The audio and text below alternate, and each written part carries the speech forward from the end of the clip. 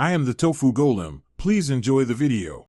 You start by preparing a small repair kit and inspecting the garment closely.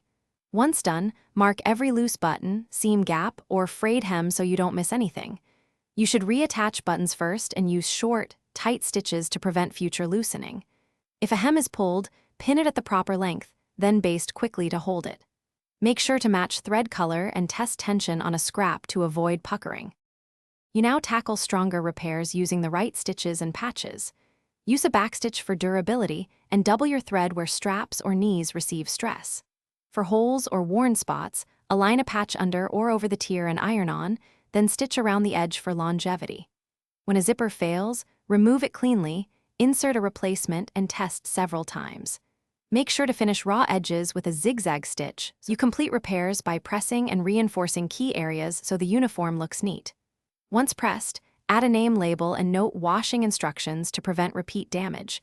Launder on a gentle cycle and avoid high heat. Make sure to trim loose threads and inspect again for missed weak spots.